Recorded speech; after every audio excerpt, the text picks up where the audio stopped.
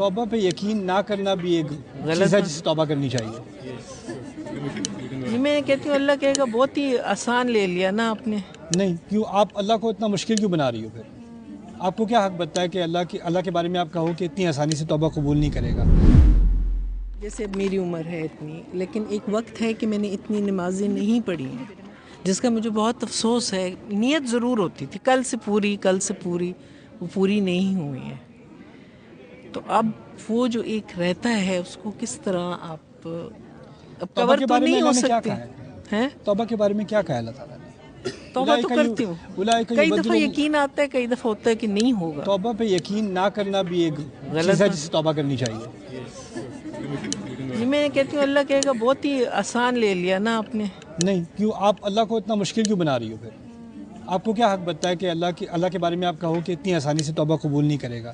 جب اللہ کہہ رہا ہے بہت آسان بنا لیا نا بیٹا. دیکھیں، زنا سے تقارب کیا گیا ہے یا اس کی تشبیہ دی گئی ہے ربا کے ساتھ نا. اور ربا کے معاملے میں کہہ دیا ہے عفا اللہ عما سلف، جو ہوا وہ ہوا. ٹھیک ہے؟ تو نمازوں کے بارے میں جو لوگ شرک کر رہے تھے، اللہ کے نام کے ساتھ اور نام جوڑ رہے تھے اور انہوں نے اس سے توبہ کی، قتل سے توبہ کی، زنا سے توبہ کی، ان کا ذکر سورۃ الفرقان میں ہے. ٹھیک ہے؟ اور کیا کہا ان کے بارے میں؟ اولئک یبدل اللہ سیئاتہم حسنات. وہ ایسے لوگ ہیں جن کے گناہوں کو اللہ تعالیٰ صرف معاف نہیں کرے گا، ان کے گناہوں کو اچھائیوں میں بدل دے گا. اللہ تعالیٰ کی رحمت اتنی بڑی ہے، یقیناً اتنی زیادہ ہے، اسی پہ تو چلتے رہے نا. اسی لیے توبہ پر شک نہیں کرنا چاہیے. صحیح. اور توبہ پہ شک کرنا اللہ کے ساتھ بدگمانی ہوتی ہے، نہ کریں. ایک اور چیز، ہدایت زیادہ پانے کے لیے کیا کوشش ہو سکتی ہے؟ زیادہ ہدایت کا کیا مطلب ہے؟ مطلب صحیح ہدایت پانے کے لیے غلط دل ہدایت ہے جیسے بھی؟ دل مڑے نا، نماز کے لیے دل کھینچے، اس کے لیے دل کھینچے. اس سوال کے پیچھے نا میرے نزدیک ایک انگزائٹی ہوتی ہے کہ جو میں کر رہا ہوں یا کر رہی ہوں وہ کافی نہیں ہے. جی ایسا. اور میں جو ہوں وہ ہر طریقے سے ناقص ہوں. اپنے اوپر زیادہ ہم زیادتی کرتے ہیں. اللہ تعالیٰ کی فرما برداری جو کر رہا ہے نا، اللہ تعالیٰ کے احکام کو مان رہا ہے، تو اللہ تعالیٰ کہہ رہے ہیں لا یلدکم من اعمالکم شیئا، تمہارے اعمال میں سے کچھ بھی نہیں لے گا وہ. کچھ چیزوں میں اللہ تعالیٰ ہمیں تسلی دیتا ہے اور ہم اپنے آپ سے تسلی چھین لیتے ہیں. ہم بے چینی میں رہنا چاہتے ہیں، ہم سمجھتے ہیں بے چینی میں ہی اصل ایمان ہے.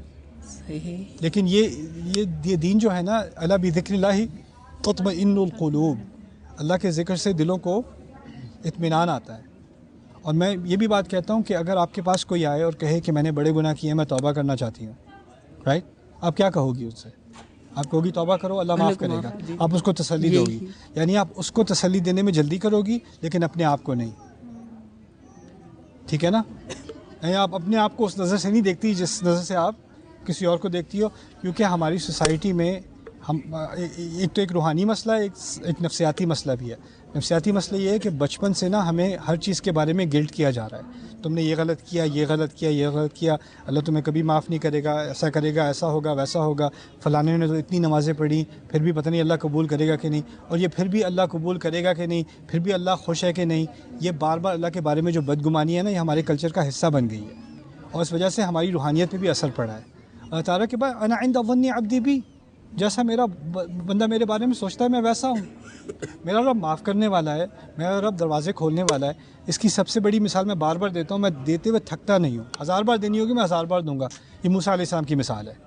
موسیٰ علیہ السلام سے قتل ہوا تھا، نبی نہیں تھے ابھی، نبی پہاڑ پر جا کر ہوئے ہیں، وہ طور پر جا کر ہوئے ہیں. اس سے پہلے کی بات ہے، یعنی وہ ایک عام مسلمان ہے اس وقت، ہے نا، اور ان سے غلطی سے قتل ہوا ہے. قتل ہوا ہے تو کیا کیا انہوں نے؟ فوراً استغفار کی ہے. ٹھیک ہے نا؟ اور جب استغفار کی ہے تو کیا ان پر وحی آئی ہے کہ ان کی استغفار قبول ہوئی ہے؟ نہیں، وہ تو ابھی ہو نہیں سکتا کیونکہ ابھی وہ کیا نہیں ہے، ابھی وہ نبی نہیں ہے. اور فوراً سورۃ القصص میں اگلے الفاظ آتے ہیں، ربی بما انعمت علی فلن اکون ظہیرا للمجرمین، میرے رب جو انعام تو نے مجھ پر ابھی کیا ہے اس کی وجہ سے میں آئندہ کبھی مجرموں کی حمایت نہیں کروں گا. کیا انعام کیا تھا اللہ تعالیٰ نے ان کے اوپر؟ ان کو صلاحیت دی تھی استغفار کرنے کی.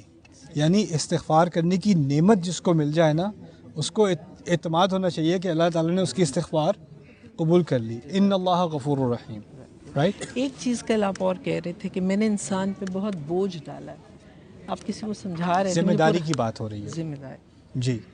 اور بوجھ سے مراد یہ ہے کہ انسان کو کبھی بھی کبھی بھی ایسا نہیں بیٹھ کے کہہ سکتا اب مجھے کسی چیز کی فکر نہیں ہے. یا بچوں کی فکر ہوگی, یا والدین کی فکر ہوگی, یا اسپاؤس کی فکر ہوگی, یا اپنی فکر ہوگی, یا معاش کی فکر ہوگی, یا اپنی کیا نام ہے سلامتی کی فکر ہوگی. فکر کے بغیر انسان کو نہیں بنایا ہوا. امیر سے امیر انسان فکر میں ہے, غریب سے غریب انسان فکر میں ہے. اور یہ فکر ہمارا امتحان ہے. اس کا مقصد یہ نہیں ہے کہ ہمارے دین میں نقص ہے. کیا جزاک اللہ.